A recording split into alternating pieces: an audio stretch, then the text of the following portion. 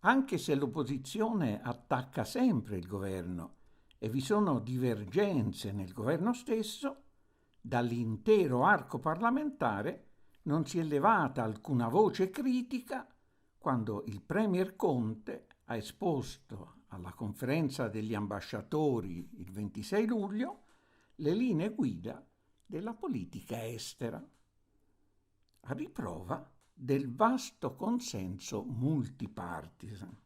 Conte ha definito anzitutto qual è il cardine della collocazione dell'Italia nel mondo. Il nostro rapporto con gli Stati Uniti rimane qualitativamente diverso da quello che abbiamo con altre potenze, perché si fonda innanzitutto su valori, su principi condivisi, di una consuetudine di rapporti, che sono il fondamento stesso della Repubblica e che sono parte integrante della nostra Costituzione. Sovranità democratica, libertà e eguaglianza dei cittadini, la tutela dei diritti fondamentali della persona. Il premier Conte dunque dichiara: il nostro rapporto con gli Stati Uniti rimane qualitativamente diverso da quello con le altre potenze, perché si fonda su valori, su principi condivisi, che sono il fondamento stesso della Repubblica e parte integrante della nostra Costituzione. La sovranità democratica, libertà e uguaglianza dei cittadini, la tutela dei diritti fondamentali della persona. In tal modo non solo ribadisce che gli Stati Uniti sono nostro alleato privilegiato, ma enuncia un principio guida. L'Italia assume gli Stati Uniti come modello di società democratica. Una colossale mistificazione storica. Riguardo alla libertà e uguaglianza dei cittadini, basti ricordare che i cittadini statunitensi sono ancora oggi censiti ufficialmente in base alla razza. Bianchi, distinti tra non ispanici e ispanici, neri, indiani americani, asiatici, nativi hawaiani, e che le condizioni medie di vita dei neri e degli ispanici, ossia latinoamericani appartenenti a ogni razza, sono di gran lunga le peggiori. Riguardo alla tutela dei diritti fondamentali della persona, basta ricordare che negli USA oltre 43 milioni di cittadini, 14 su 100, vivono, secondo i dati ufficiali, in povertà e circa 30 milioni sono privi di assicurazione sanitaria, mentre molti altri ne hanno una insufficiente, ad esempio per pagare una lunga chemioterapia contro un tumore. E sempre riguardo alla tutela dei diritti della persona, basti ricordare le migliaia di neri inermi assassinati impunemente da poliziotti bianchi. Okay. So, you got that, Patrick? Carson Drive.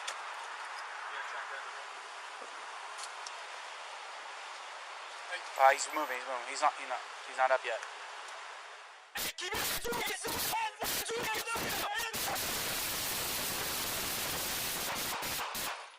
Ceasefire! Ceasefire! Full AO.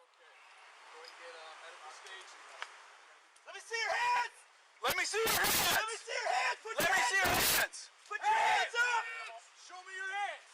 Crossfire, crossfire. Riguardo poi alla sovranità democratica, basti ricordare la serie di guerre e colpi di Stato effettuata dagli Stati Uniti dal 1945 ad oggi in oltre 30 paesi asiatici, africani, europei e latinoamericani, provocando 20-30 milioni di morti e centinaia di milioni di feriti, come dimostra lo studio di Jay Lucas presentato dal professor Sciosudowski su Global Research.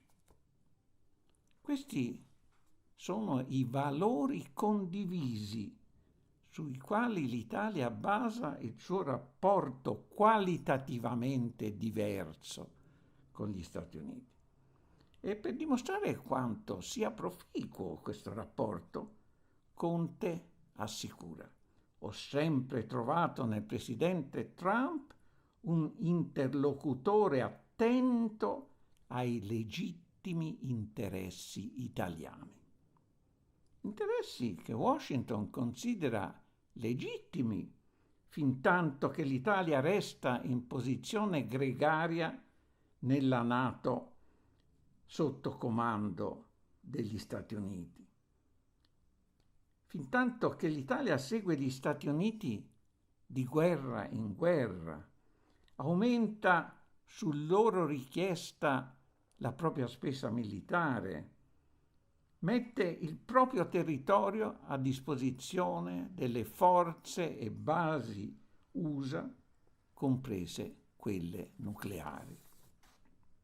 Conte cerca di far credere che il suo governo, comunemente definito sovranista, abbia un ampio spazio autonomo di dialogo con la Russia sulla base dell'approccio NATO a doppio binario, ossia diplomatico e militare.